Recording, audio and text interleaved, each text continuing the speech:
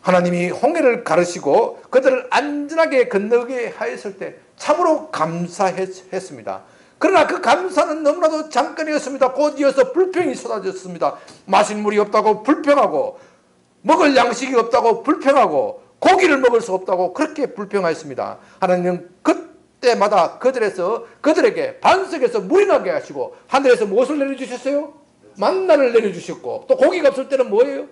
메추라기를 불러서 고기를 실컷 먹여주었습니다. 그들은 그렇게 배가 부를 때 감사했지만 그 감사도 너무나도 잠깐이고 곧 이어서 불만하였습니다. 낮에는 너무 덥다고 불평하고, 밤에는 너무 춥다고 불평하고, 그래서 하나님께서 낮에는 무엇을 주셨어요?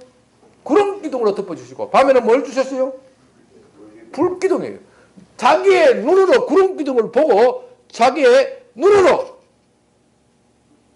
불기둥을 보고서도 불평했다 이 말입니다. 그 결과가 어떻게 됐습니까? 하나님께서 참다가 결국 그들은 벌을 받습니다. 그들이 하나님께서 주신 것을 감사했더라면 가나안 땅에 들어가는 거 불과 2달이면 가요. 몇 년이 걸렸어요? 40년 동안 광야에서 뺑뺑뺑 돌린 거예요. 그리고 그 감사치 않는 사람들은 다 어떻게 되었어요? 광야에서 다 죽어버렸어요. 불평은요, 죄를 짓게 만들고 결국 우리를 불행하게 만들고 사망으로 끌고 갑니다. 고린도전서 10장 6절에서는 이런 것들이 우리에게 다 본보기가 된다 그렇게 말했습니다. 불평하면 너희도 그와 같이 당한다. 너희도 죽는다. 불행해진다. 저는 사회주의 국가를 많이 가봤습니다. 베트남, 캄보디아, 또 중앙아시아에 있는 우즈베키스탄, 키르기스탄, 카자흐스탄 이런 사회주의 국가를 많이 가봤습니다. 또 사회주의 국가에서 온 그런 학생들과 또 이런 분들과 접촉을 많이 했습니다. 사회주의 국가 사람들은요, 특징이요. 북한에서, 여기 북한에 오신 분이 안 계시니까 좀 편하게 얘기하는데요. 자기들도 인정해요. 네, 자기들도 인정해요. 감사를 말을 몰라요. 사회주의 국가 사람들은요. 왜? 모든 것이 다 배급이거든요. 일 안 해도 뭐예요? 배급 주니까. 모든 것이 다 배급이니까 감사할 일이 없는 거예요. 감사할 일이 없는 거예요. 그래서 사람이 보면요, 영혼이 죽은 것 같아요. 영혼이 죽은 것 같아요. 그래서 우리 선교사나 또 저도 가서 그들에게 친절을 베풀고 좀 도와줘도 땡큐란 말을 안 해. 와, 정말 딱딱하대요. 그러니까 어떻게 되겠어요? 그들이 못 사는 거예요. 못 사는 거예요.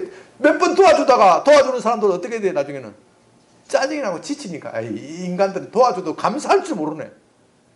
하나님도 그 마음이잖아요. 뭐가 내가 조금만라도 친절을 베풀었으면, 아니 나는 내 힘을 다해서 그들을 도와주는데 그들이 리스폰스가 없고 대답도 하지도 않고 멀뚱하게 앉아있어. 당연한 거야. 요즘은 그래도 그 사람들이 생각을 고쳐서 땡큐 하자, 감사하자. 그래서 요즘 몽골 사람들 보면 그 감사할 줄 좀 알아요. 처음에 오면 사람이 영혼이 없어. 표정이 없어. 감사할 줄 모르는 사람은요, 영혼이 없어요. 표정이 변화가 없어요. 그러면 하던 일도 안 되게 돼 있어. 병도 걸리게 돼 있어. 감사하면요, 있는 병도 다 도망가. 이제 외국 사람이 아니라, 이스라엘 사람이 아니라 우리나라 사람을 좀 생각해 봅시다.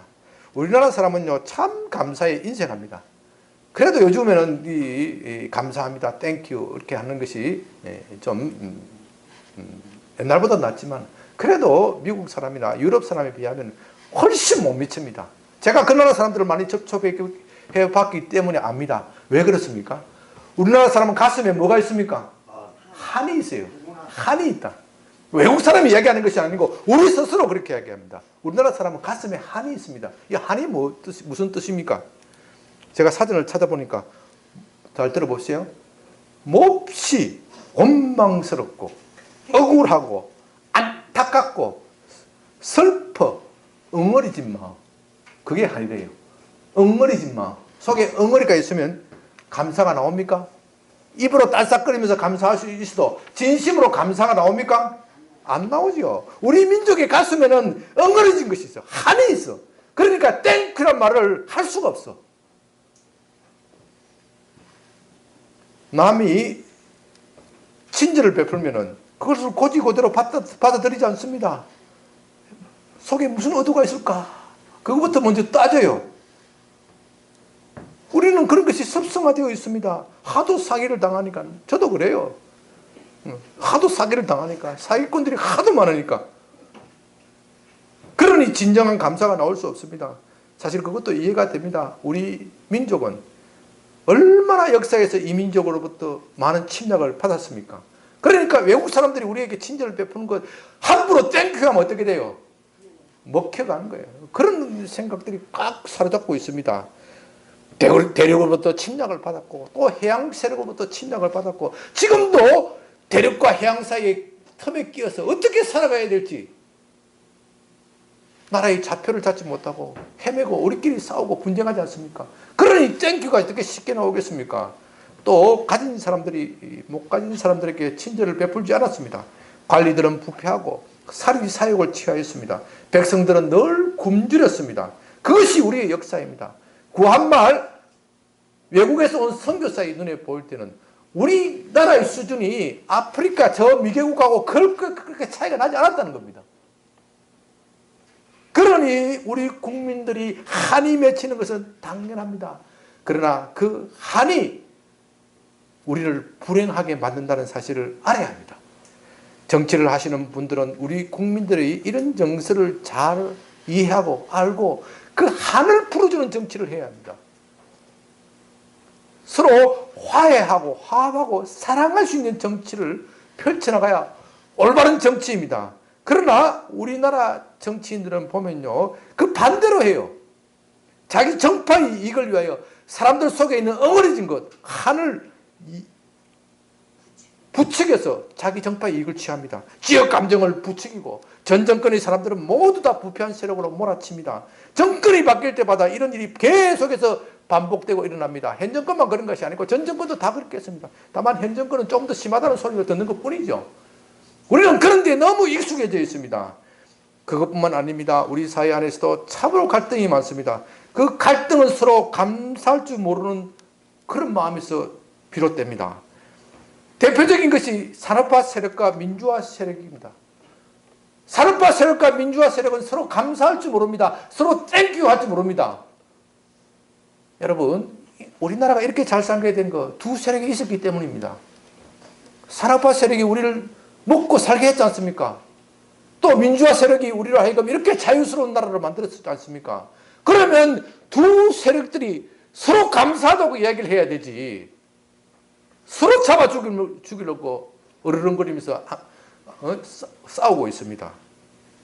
이 나라를 위해서는 산업화도 소중한 것이고 민주화도 소중한 것인데 서로 감사하지 않습니다. 서로 한을 풀고 갈등하는 것입니다. 그러니 나라가 하루도 조용할 날이 없는 거예요.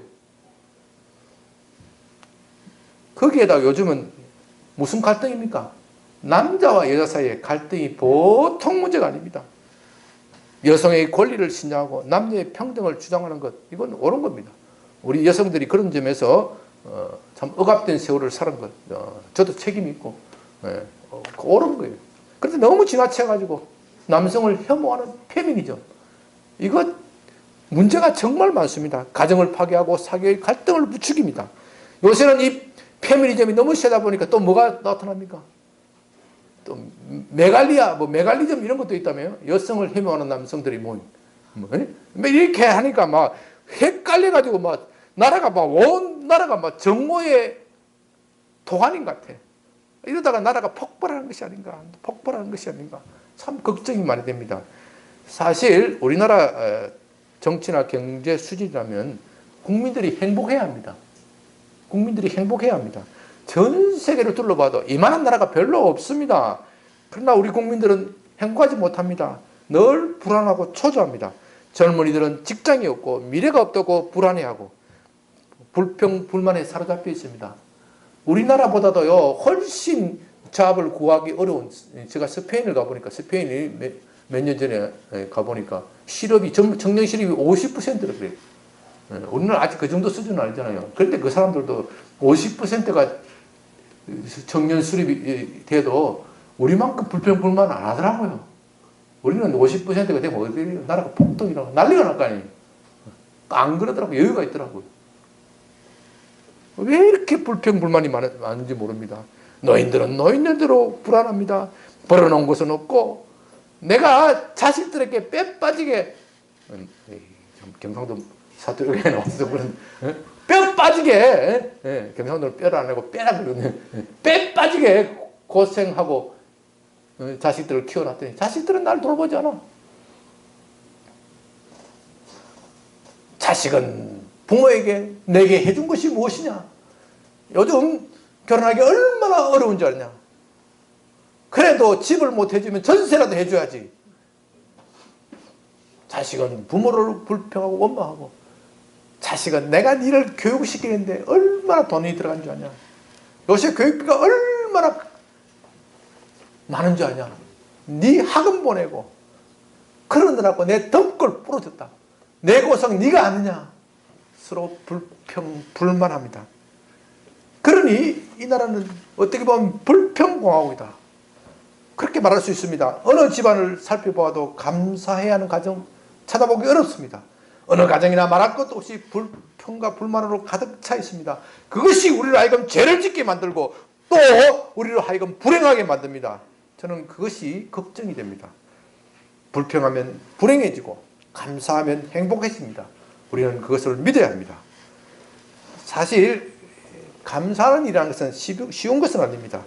어렵고 힘든 일을 만났는데 어떻게 걱정이 되지 않고 불평, 불만이 없을 수 있겠습니까?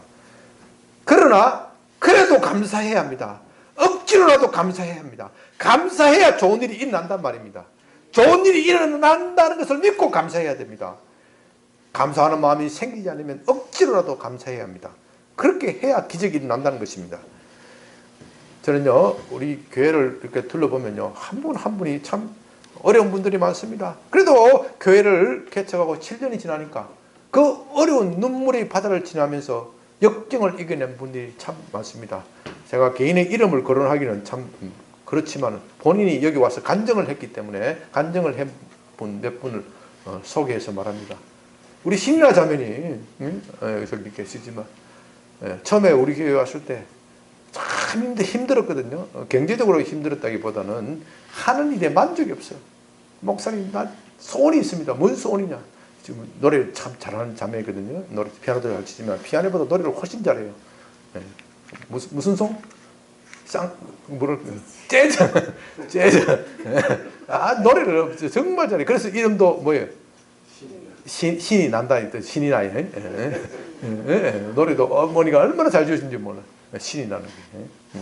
근데 노래 잘하고 노래 잘하는 사람 기쁘고 즐겁잖냐. 내 마음에 한이 맺힙니다. 나 어릴 때 이제 나는 하나님의 자녀고 본인 말로는 자기는 하나님의 새끼래요.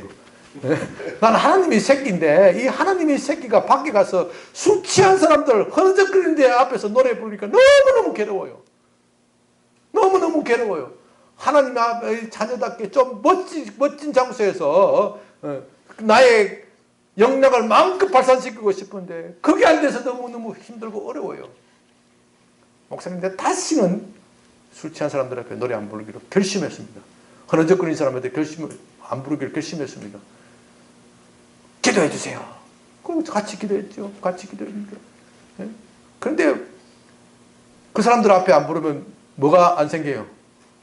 돈이 안 생겨요. 돈이 안 생겨. 그러니까 방세 낼 돈도 없고 가다가 보니까 마판에 가다가 주머니에 만 원짜리 두세 장 남았대요. 극한까지 간 거예요. 그래도 이를 악물고 나 다시는 안 가겠다. 내가 죽었으면 안 가겠다. 요즘 얼마나 포징이 밝은지 모릅니다. 참 그 공연도 좋은 공연도 많이 들어오고, 목사님 축복해 주세요. 딱 이거 이제 제대로 해가지고 바도가 11조를 딱 내면서 목사님 축복해 주세요. 얼마나 감사한지 몰라요.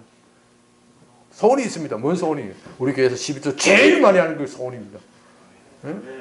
하나님이 복 주시면 그래 되는 거예요. 감사하면 그래 되는 거예요. 감사해야 돼요. 여러분 한 분 한 분이 우리 교회에 그런 감정들이 많이 있습니다. 우리 최원진 지사님도 눈물의 바다를 지나고 있지만 주님 믿고 감사하고 있고, 우리 최창희 지사님도 마찬가지고, 여러분도 한 분 한 분 보면은요, 우리 의상 장로님, 우리 김재현 전도사님, 뭐 다 우리 유정우 지사님 부부, 우리 윤호선 지사님, 뭐 다 아기 때문에 고생하고 가서 뭐 한 분 한 분 다 그래. 우리 김홍전 집사님도 그렇고, 우리 또 양정숙 집사님도 그렇고, 다 한 분 한 분 이름 거론하기 다 그렇지만 다 눈물이 바다, 다 우리 조남영 근사님, 조남예 지사님 다 그래. 우리 이태인 지사님도 그렇고, 다 눈물이 바다를 지나지만 언젠가는 감사할 날이 있어요. 아멘. 아멘.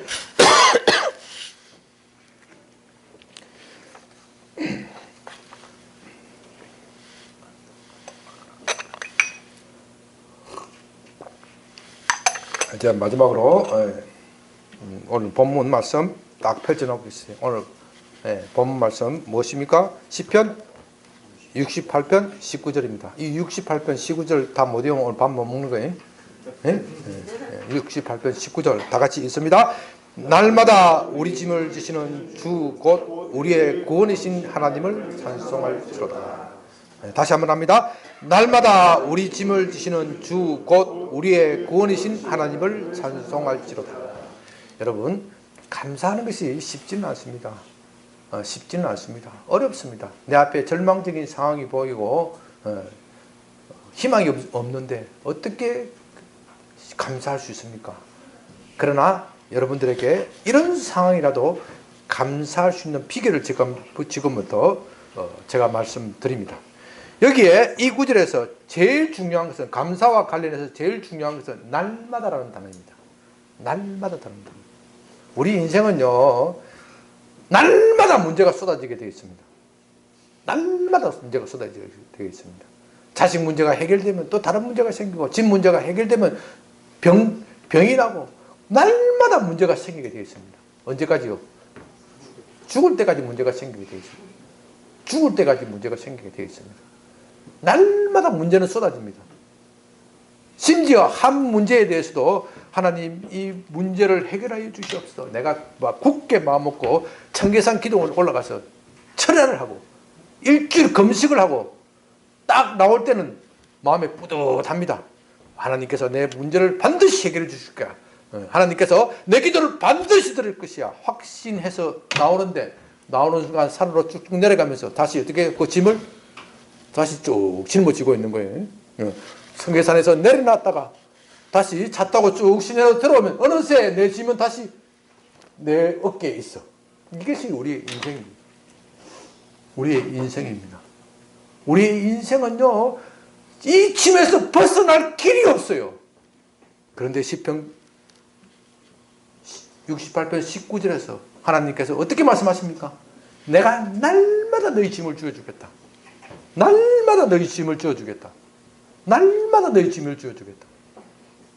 날마다라는 것은요, 매 순간 매 초마다 지어준다는 것입니다. 그러므로 우리가 이 근심에서 벗어날 길은, 근심에서 벗어나고 하나님께 감사할 수 있는 유일한 방법, 이 말씀을 내 가슴 속에 새기는 겁니다. 그리고 이것이 입에서 자꾸 나오도록 하는 겁니다. 내게 근심이 쏟아지고 염려가 쏟아지면 이 말씀을 자꾸 되뇌는 것입니다. 그리고 이때요, 그냥 속으로 묵상하면 별로 효과가 없어. 속으로 묵상하면 별로 효과가 없고 입으로 말해야 돼. 입으로 자꾸 말해야 돼. 입으로 자꾸 말하면요, 이것이 속으로 자꾸 들어갑니다. 어디까지 들어가야 되냐? 마음속 깊은 영혼의 바닥까지 들어가야 돼. 이 말씀이 그렇게 꽂혀야 돼요. 그냥 꽂혀가지고는요, 이 내 마음에 있는 염심, 검려, 걱정이 어디서부터 나오느냐? 내 속에 가장 깊은 곳에서 튀어나옵니다. 이것을 우리 마음속 깊은 곳에 꽂아놓지 않으면요, 이 염려, 근심, 이것이 하고 불평하고 감사하는 마음은 이질적인 것이 아니에요. 이것을 이상한 것이 왔네 하고 튕겨내는 거예요. 튕겨내는 거. 그러니까 이 불평을 뽑아내고 감사하는 마음으로 채워내려면 억지로 집어내야 돼. 억지로 집어내야 돼. 이 불평을 뽑아내야 돼. 뽑아내야 돼요. 그 억지로 집어내는 방법이 바로 내 입으로 그것을 시인하는 거예요. 그 내 입으로 시인할 때 하나님의 성령이 그 마음속에 꼽아주시는 거예요. 자꾸 꽂아주시는 거예요. 하나님의 성령이 그로 하여금 믿음을 생산하게 만들고, 믿음 어디서 난다고 그랬죠? 들음에서 나는 거예요. 들음. 믿음은 들음에서 나는 거예요. 들음 어디서 나와요? 하나님의 말씀. 하나님의 말씀을 내 입으로 자꾸 외치는 거예요. 그러면 어느 사이에 내 속에 있는 것, 서로 이질적인 것이라 그랬잖아요. 감사하는 마음이 자꾸 들어가면 그만큼 불평이 어떻게 해요? 튕겨나가는 거예요. 튕겨나가는. 내가 있을 자리가 아니라 튕겨나가는 거예요. 감사는요, 하나님의 마음이고, 불평은 사탄의 마음이에요. 이것은 조화될 수가 없어. 조화될 수가 없어. 내 마음속에 자꾸 감사의 마음으로 박는 비결은 이것을 단순히 묵상하는 게 아니라 입으로 말하는 거예요. 입으로 말하는 거예요. 그래서 찬송 부를 때 입으로 크게 불러야 돼요.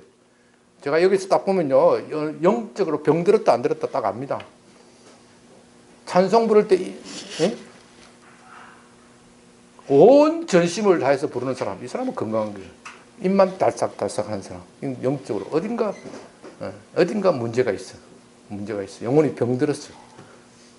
입으로 말해야 그것이 내 영혼 속에 꽂히는 거예요.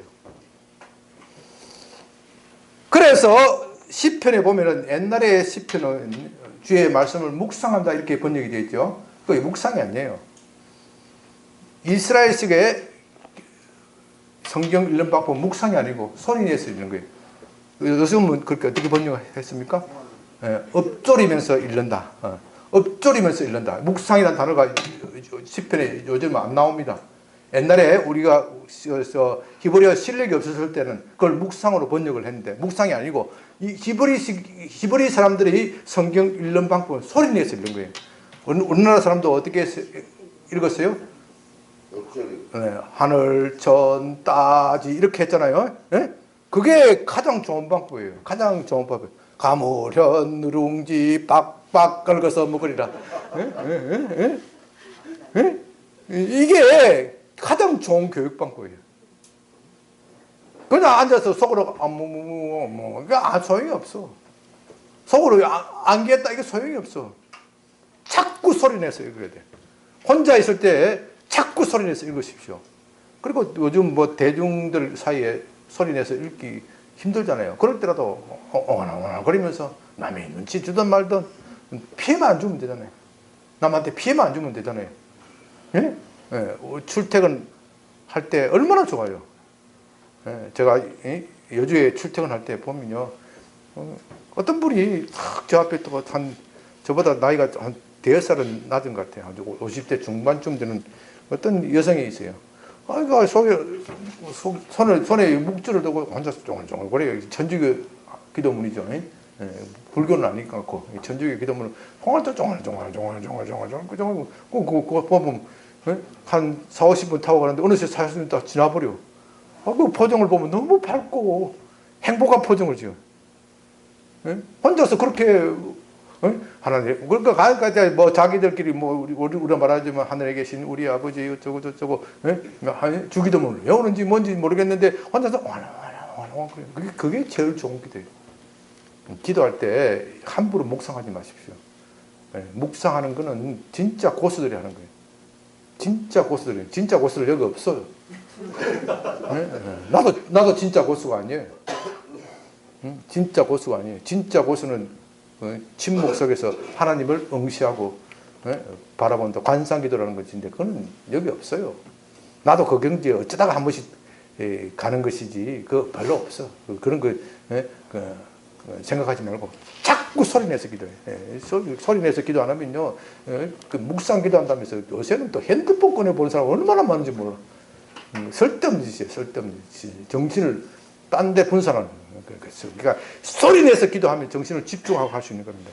그래서 이 10편 68편 19절을 밤낮 없이 외우는 겁니다. 날마다 우리 짐을 지시는 주, 요 하나만 가지고도 밤낮 하면 돼. 뒤에 그 빼고 날마다 우리 짐을 지시는 하나님, 날마다 나의 짐을 지시는 하나님께 감사하라. 그런데 오늘 그 제목을 그랬잖아요. 날마다 나의 짐을 지시는 하나님께 감사라. 요것만 계속해서 외워야 돼요. 날마다 나의 짐을 주시는 하나님.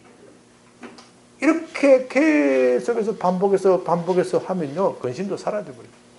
하나님께서 나의 짐을 주시는구나. 사망의 엄청난 골짜기라도 나는 해를 두려워하지 아니라.